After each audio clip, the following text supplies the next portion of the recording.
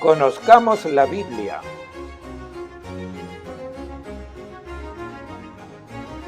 Con el padre Claudio Doglio.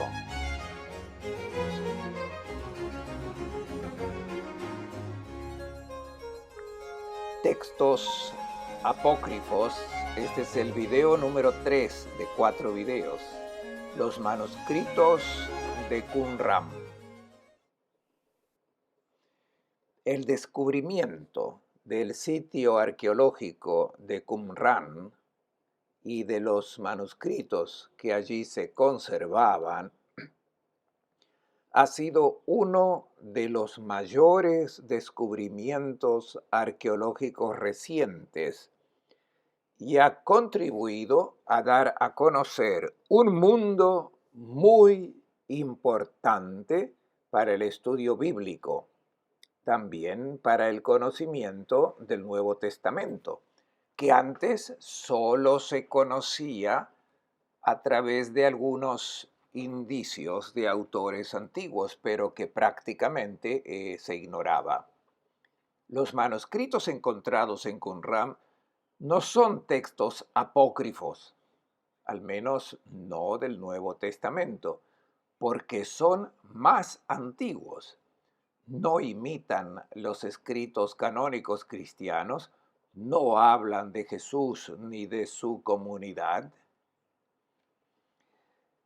Sin embargo, son textos judaicos nacidos en el mismo ambiente donde vivió Jesús y que han marcado la mentalidad del primer siglo antes y después de Cristo, por lo que son una herencia muy interesante y muy útil para el estudio bíblico. Hablamos de ello en esta ocasión porque muy a menudo se lee o se escucha algo que quiere escandalizar o poner en duda la presencia de elementos qumranos en el mundo cristiano, sobre todo cuando se juega la carta de la curiosidad, anunciando algo secreto, oculto, alguna trama que quería permanecer oculta, mantener oculta una realidad que de otra manera sería comprometedora. Los textos son conocidos y están guardados por la autoridad israelí. El Vaticano no tiene nada que ver con esto. El Vaticano no tiene ningún poder o propiedad sobre estos textos que se encuentran en Israel y se guardan en el Gran Museo de Jerusalén. Son conocidos y publicados en el texto original y en las traducciones en todos los idiomas. Son accesibles y pueden ser fácilmente ser consultados por cualquiera. Son textos difíciles, extraños. Nos interesa especialmente la conexión con Jesús. No hay ningún contacto explícito. Sin embargo, un título como este es muy captivante: Jesús y la comunidad de Qumran. Se puede estudiar los posibles contactos, las posibles similitudes, pero en realidad el estudio se refiere a estos documentos con los que Jesús probablemente nunca tuvo nada que ver. O se puede llamar a un texto los manuscritos secretos de Qumran. Te hace querer leerlo, imaginando descubrir quién sabe qué secretos.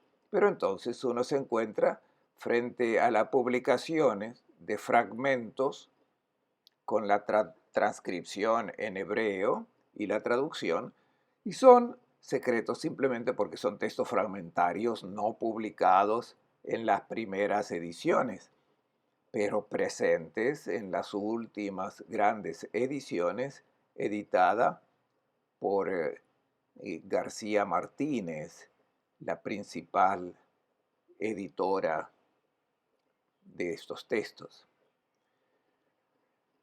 Tratemos de narrar la historia para enmarcar bien la situación. Todo comenzó en la primavera de 1947, en el desierto de Judá, cuando un niño pastor de una tribu que vivía en la zona de Belén fue en busca de una cabra que se había perdido. El chico se llamaba Mohammed Dib, tiene el nombre de Mahoma y el apodo de ladrón. Evidentemente era un chico ladrón, emprendedor, que para encontrar el escondite de esta cabra tiraba piedras y en algún momento, con el buen oído y atento, reconoció un ruido extraño. La piedra ha roto un jarrón de cerámica. Escucha el ruido de los fragmentos. Se acerca a la zona donde ha tirado la piedra y realmente vislumbra la parte superior de una ánfora que ha sido golpeada por su piedra y está destrozada. Quita la tapa y ve adentro algunos rollos de papel. Extrae uno y se lo lleva a su padre, quien trata de vender inmediatamente este objeto encontrado en el desierto. No está interesado en él, ciertamente, es papel viejo, se lee mal, pero si puede hacer dinero con él, lo intenta. Le parece que sea un texto sirio, no lo puede leer, es un antiguo manuscrito hebreo, es un manuscrito antiguo, descolorido, arruinado, y luego no lo reconoce, no lo entiende, y siendo un buen comerciante, si es sirio, puede ser de interés para los monjes sirios. Va a Jerusalén, al monasterio de San Marcos, de los sirios, y presenta este objeto que encontró en el desierto a Mar Atanasius, el superior jacobita del monasterio, quien lo compra. Por supuesto, el pastor no deja escapar la oportunidad, interroga a su hijo, vuelve con amigos al lugar del descubrimiento y extrae otros textos. En algunos casos los destrozan e intentan venderlos. Los llevan al mercado de Belén, los llevan a Jerusalén. Se comienza a difundir la noticia de un descubrimiento de textos antiguos y extraños. La noticia llega a importantes expertos que reconocen en estos fragmentos un original hebreo antiguo y precioso. Se hace inmediatamente una importante investigación y asume la gestión de este descubrimiento el superintendente arqueológico de Jordania y el director de la Escuela Dominicana Francesa de Arqueología y Ciencias Bíblicas. Un personaje famoso es el gran erudito Roland Devaux, dominico francés, experto arqueológico y erudito bíblico, biblista que reside en Jerusalén. En torno a estas dos figuras de autoridad se creó un equipo de expertos que comenzó la investigación de los textos. Mar Atanasius entregó lo que había encontrado y también había comprado otros en los meses siguientes y comenzaron a recoger lo que se había extraído y trabajaron en la extracción del resto. Ese día, el niño había encontrado la primera cueva de Qumran. El Qumran es el nombre árabe moderno de un vado, así se llama el, el desfiladero donde se canaliza el agua durante la temporada de lluvias, el vado de Qumran. No es un nombre antiguo, se encontró una cueva donde había ánforas de terracota con tapas. Y en estas ánforas estaban los manuscritos. La excavación comenzó y en la primera cueva había varias ánforas con muchos manuscritos importantes. Los expertos comenzaron a leerlas y siendo que estaban escritas en hebreo clásico, fue fácil para esos expertos leer el texto. Inmediatamente se dieron cuenta de que no eran textos conocidos, no eran textos bíblicos, ni documentos ya conocidos, sino que eran textos cuya existencia era completamente desconocida y por lo tanto se hizo muy interesante la transcripción y la traducción, la edición oficial, y nació la investigación por auténticos investigadores. ¿Qué había pasado? ¿De quién son estos textos? ¿Quién los escribió? ¿Por qué se encuentran en pleno desierto?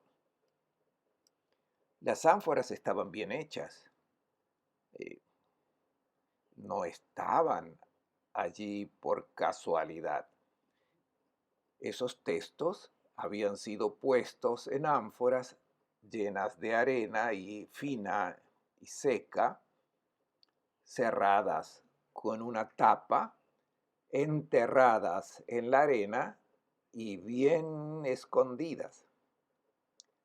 Solo el tiempo, el agua y el viento habían hecho que el ánfora volviera a la superficie y por casualidad ese muchacho la había golpeado con una piedra, porque la zona era muy inaccesible y de difícil acceso.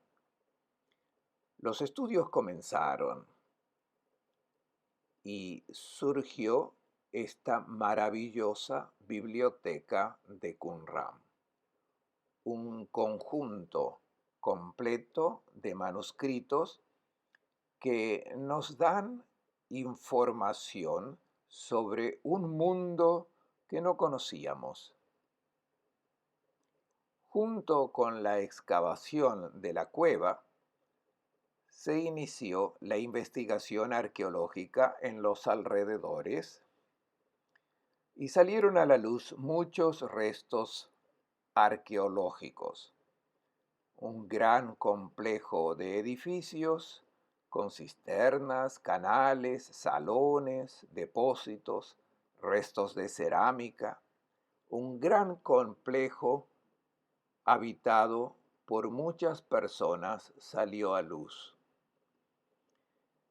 ¿Quiénes eran los habitantes de este complejo que muy probablemente habían producido estos escritos? Leyendo y traduciendo los primeros escritos encontrados, se comprendió que se trataba de una comunidad. El rótulo de la primera cueva se llama Serek, la regla.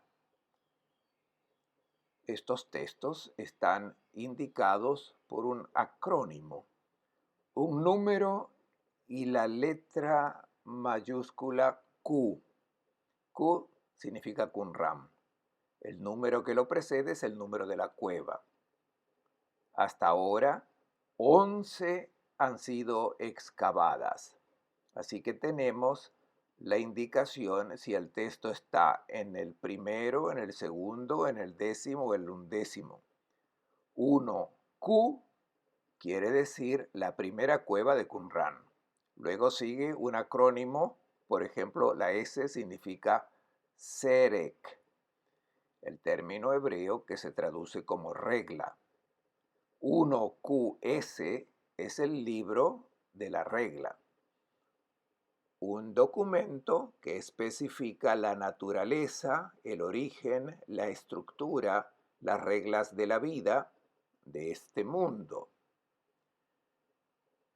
El libro de la regla fue encontrado en la primera cueva de Qumran. Se encontraron otros pergaminos importantes, el pergamino de la guerra, un texto de oraciones, de salmos, pero no los salmos bíblicos, sino salmos compuestos en esa comunidad. En otras cuevas se encontraron no pergaminos enteros, sino fragmentos. Por ejemplo, muy famoso hace unos años fue un pequeño fragmento llamado 7Q5. Significa que es el quinto fragmento del catálogo entre los encontrados en la séptima cueva de Qumran. Este fragmento en griego se ha hecho famoso porque un profesor jesuita, un experto, profesor del bíblico, O'Callaghan, lo identificó con un pedazo del Evangelio de Marcos. Son solo 12 letras, no 12 palabras, letras. 12 letras en un fragmento muy pequeño hacen difícil reconocer el libro del que se ha tomado. Y sin embargo, se hizo la hipótesis que también había un fragmento de escritura cristiana en esa cueva. Y así se creó una especie de misterio con una provocación a los estudiosos para reconstruir lo que pasó, quiénes eran esos hombres, por qué estaban allí, por qué escribieron esos textos y cómo terminaron.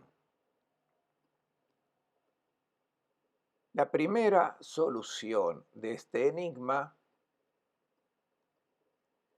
propuesto en el ambiente de los dominicos de Jerusalén y dirigida por Roland de Vaux, estaba de alguna manera influenciada por la idea religiosa cristiana. Y de hecho se hablaba de una comunidad de esenios, y ese complejo arqueológico descubierto fue considerado un monasterio. Todavía hoy, al visitar las excavaciones de Qumran, hay indicios de los diversos lugares que dicen cocina, refectorio, escritorio, biblioteca. Son nombres típicos de un monasterio cristiano.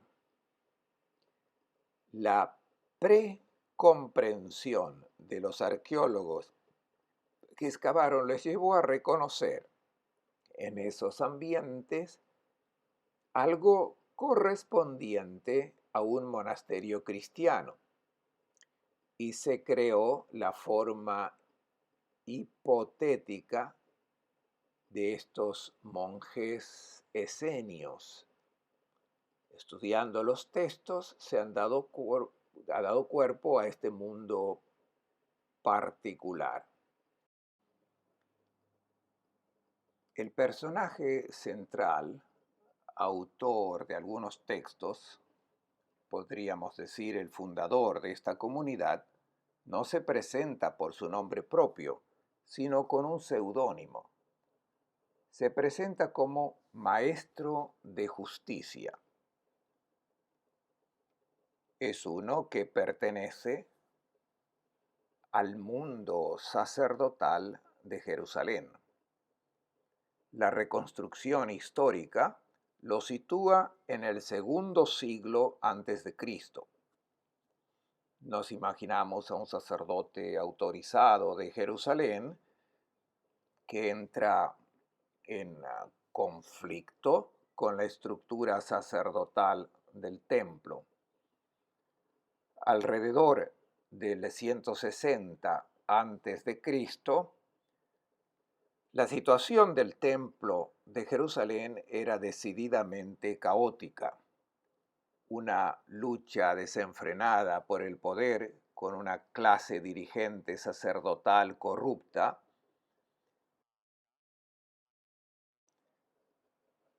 interesada en la riqueza y el poder, confabulando con el imperio helenístico. Se había abierto una lucha de poder, estalló poco después de la revuelta de los macabeos contra la opresión helenista. En ese momento caótico de conflicto, mientras los sacerdotes macabeos tomaron las armas para luchar, un importante sacerdote, que se autodefine como maestro de justicia, rompe con el templo, rompe con la estructura religiosa y se retira. Se retira al desierto, naturalmente seguido por muchos que lo consideran un maestro y se consideran sus discípulos. Esta comunidad, siguiendo al maestro de justicia, se habría establecido en el desierto, en ese mismo entorno, cerca de la orilla occidental del Mar Muerto, donde se excavó el monasterio, donde habrían vivido,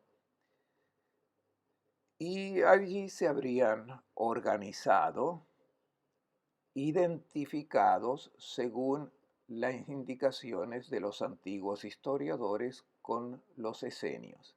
Y por lo tanto, estos monjes de Qumran se identifican con los esenios, sacerdotes, píos y devotos, amantes de la justicia, con reglas de pureza muy importantes, disidentes con respecto al entorno del templo. Cuando los macabeos derrotaron a los griegos y luego tomaron el poder, nada había cambiado para los sacerdotes esenios de Qumran y se mantuvieron fuera de la historia. Dieron vida a un movimiento religioso y cultural. Probablemente es cierto que hubo muchos otros asentamientos, algunos incluso en Damasco.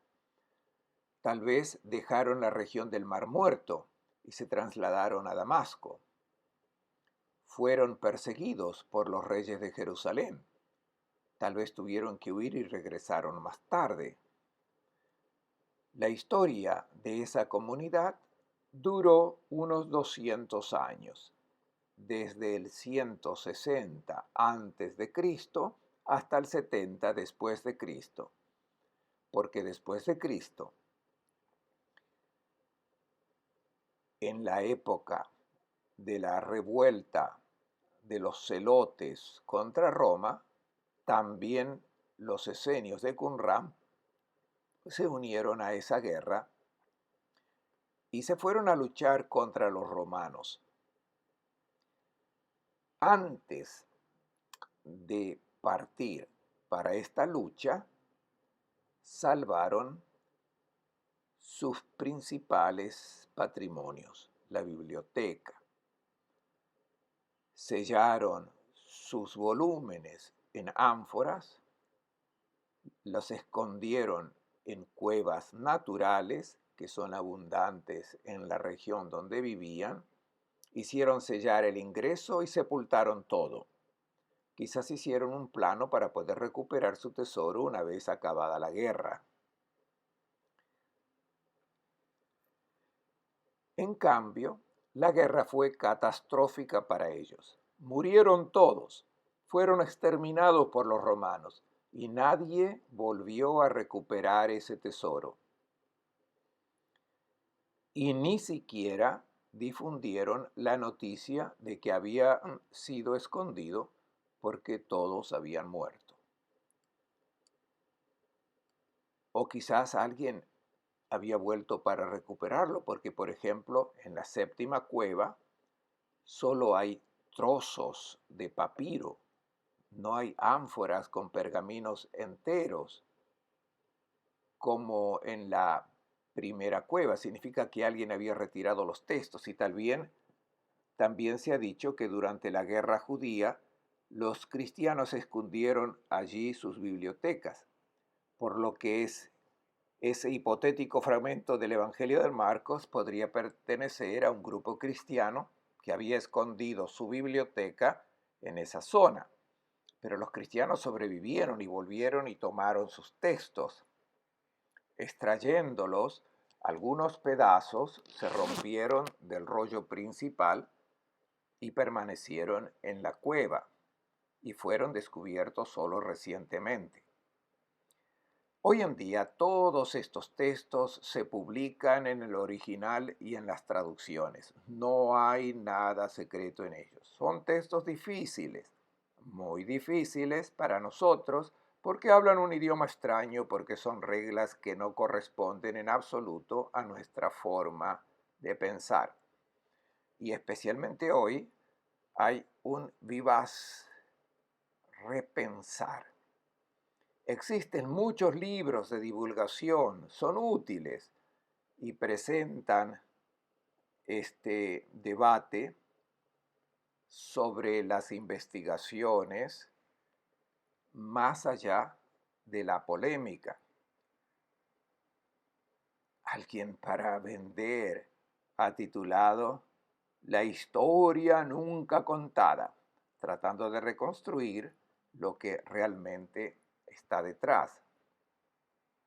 Un joven estudioso italiano, Simon Paganini, presentó Las ruinas de la luna, nombre árabe de esos vestigios arqueológicos, y en el subtítulo pone El monasterio y los esenios, una certeza o una hipótesis. El estado de la situación de la investigación nos dice que es solo una hipótesis lo que hemos divulgado basados en la opinión de Roland de Vaux. Los textos son estos, se pueden leer. No contienen nada sobre Jesús y los apóstoles. Pueden, sin embargo, proporcionar algunas ideas, algunas similitudes literarias. Son muy útiles para estudiar el ambiente judío. No hay ninguna trama secreta. Es un maravilloso evento arqueológico que nos ha ofrecido un espléndido patrimonio literario. Conocerlo puede ser siempre útil.